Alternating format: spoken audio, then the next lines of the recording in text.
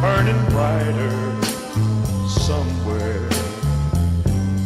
Got to be birds flying higher in a sky more blue. Good morning. Welcome to Right Thinking with Steve Copeland. I'm your host, Steve Copeland, and thank you for tuning in. Let's have a great day.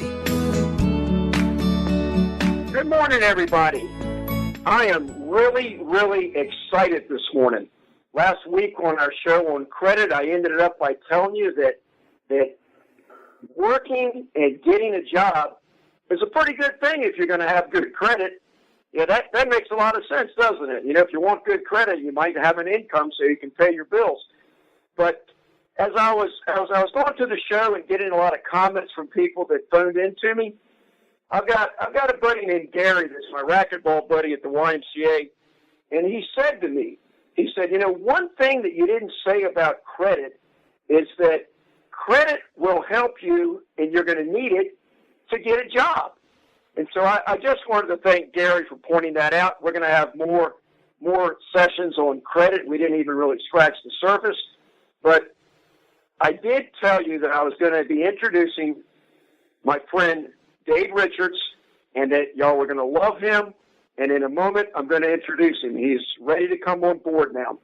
But I just want to tell you a little bit about Dave before I introduce him. Or actually, I guess that's what I'm doing. I'm going to tell you about Dave as part of the introduction.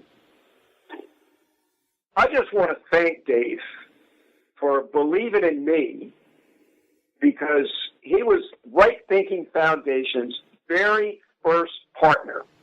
Dave has provided an office for Right Thinking Foundation. The Right Thinking Foundation website is provided by Dave's company. And the biggest thing, though, about Dave that I really want to share is this. When I go into prisons the last 5 years, it is so wonderful what the experience that I have when I go into prison and have a chance to connect with people that have been separated from society, that are trying to change their lives, come out and start over again. And I come home all the time, and I'm in there by myself all the time, and I just love the people that I'm able to be with in prison. I've met some of the most wonderful people I've met in my whole life in prisons. It's just that they've made a mistake that was pretty serious, I guess, because they got put in prison because of it. But I feel kind of alone most of the time, because when I go into prison, I'm by myself. And when I try to share the love that I experience and what goes on in prisons, a lot of people just can't relate to it. Well, I want to thank Dave, because he went into prisons with me. And not only did he go into prisons with me, he went into prisons with me a lot. And he became a statewide volunteer. And he's currently working on doing a program where he's going to go into a prison on weekends for 3 months and mentor people in how to get a job, interview skills, and a lot of things that we're going to talk about today. I would like to tell you real quick that I met Dave about 20 years ago, because his wife and his son, Bond, his wife, Janie, were karate students of mine, and I taught them for a couple years. And Dave, to thank me for teaching his wife and his son how to beat them up. Dave's afraid of his wife. I want to point that out to you. But Dave took me to dinner at Christmas time to thank me for the lessons that I was doing with his wife. Well, 14 years later, I'm at a seminar, and Dave's one of the presenters, and we're going to get into that in a minute. But let me just bring Dave online. Dave, I want to thank you for being there for me. And I know you're really glad that I've got my own talk show now, because it's going to minimize the amount of time you got to spend on the phone with me. It's going to make your life easier that Jeff Heiser has given me this opportunity. So without further ado, I'd like to introduce Dave Richards to you. Well, hello, everyone. And Steve, thanks so much for the introduction and the kind words. And our friendship and collaboration means a huge amount to me, and I get more than I give. So kind of kudos back to you, and it's been nothing but a pleasure watching you as you go around into prisons and other places and helping people. So again, I get much more out of this than I give. So it's a pleasure to be on the show. Dave, thank you again. One of the beautiful things about my life is that I've been surrounded by a lot of people that give so much to others. And I just want to quote Napoleon Hill for a minute as a lead-in to some of the questions that I want to ask you, Dave. Napoleon Hill says that the secret to success is to know your desire and never quit. And so what I'm learning is that people that genuinely care about other people have basically the same philosophy, but they may say it in different ways. So, Dave, with that said, I'd like to just get everybody to know a little bit about you, and by the end of this interview, I think they're going to understand that there are a lot of people out there that want to do for others without so much caring about themselves, and you're one of those people. How'd you get like that, Dave?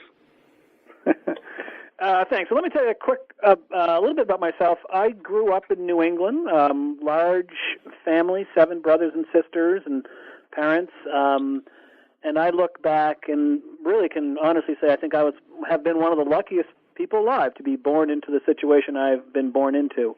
Not because we had a lot of money, but I was born into a family, and by family I mean that with a big F, not just the immediate biological family, but family and friends and influences and all of that. And from that, a couple things have been, imparted on me since a very, very young age. And again, these are right out of every book you ever read. Things like, education and incredibly important. And it was stressed by our parents, and hard work, more than probably anything else, hard work and being able to grind. And so that's kind of what I come from, very, very small town roots, and these really, really simple values.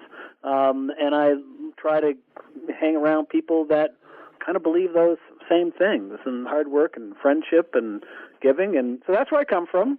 I then, that's the first 30 years. I went to a small college in New England called Williams College, and then I married a Charlottesville, Virginia girl, which meant I ended up doing my work, my graduate work in business at the University of Virginia at the Darden School.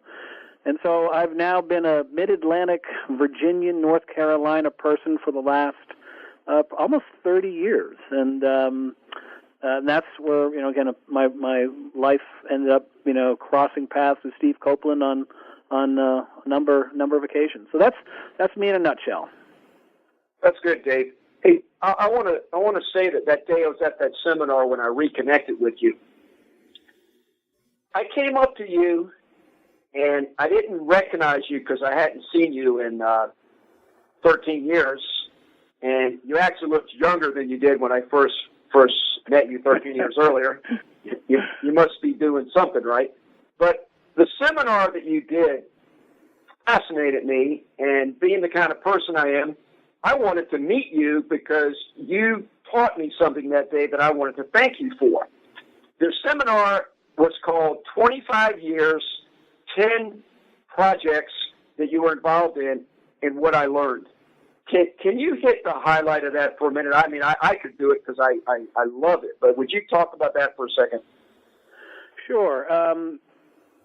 So I was sharing experiences essentially as either pretty much the CEO or the leader of 10 different ventures that I'd been a part of. And if you looked at what had happened over those 10 different ventures, companies, businesses, it was really quite remarkable because 3 of them did very well, financially did very well, and you'd look at them and say, wow, big successes. And a third of them cratered, totally, were failed ventures in one way or another, and you did the best you can, and then several of them we had to close down or whatever.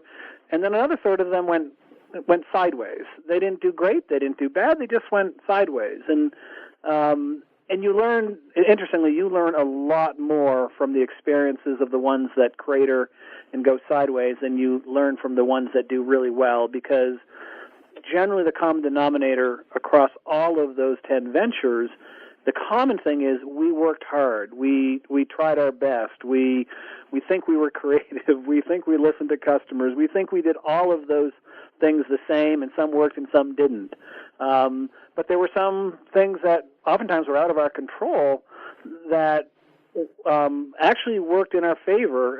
The market was right, the product was right, or whatever, and we looked like heroes when they worked well, and the things that didn't work well, we didn't look as good. And it was, quite frankly, the same people. So my takeaway from that is that's life. That's a metaphor for life at an individual level. You can do your best at times, and things just don't work out. And you don't want to blame other forces, but that's a reality. What it doesn't change is you just got to keep grinding through these things. So that was kind of my storyline that day, and I was talking to a bunch of people that were early on their career of starting and running businesses. And that story, if you talk to venture capitalists, professional venture money people, they'll pretty much tell you the same thing. Their returns are driven by, a relatively small percentage of companies that do very well and a whole lot that don't work out. And the truth is, when they don't work out, you got to pick yourself back up and learn the lessons that you should have learned from those experiences, and dust yourself off and get back in the game. So, well, that's beautiful. Is that what you took away, Steve? Yeah. I'll say it in my words. So, of the 10 projects that Dave had done, I was incredibly impressed because these are big time projects. One of them was the Weather Channel. Dave was one of the people behind the Weather Channel, and one of them was a thing called Physicians Online, where Dave figured out how to have 200,000 doctors subscribe to a program that he came up with, and had pharmaceutical companies underwrite the program so that they could get in touch with these doctors. Dave is a master of connecting, but with those 10 projects that Dave had, he used a technique of thumbs up, thumbs down, or thumbs neutral. And what's really interesting here, and I want everybody to pay attention to this, we're working with hardship populations, people that go through hardship.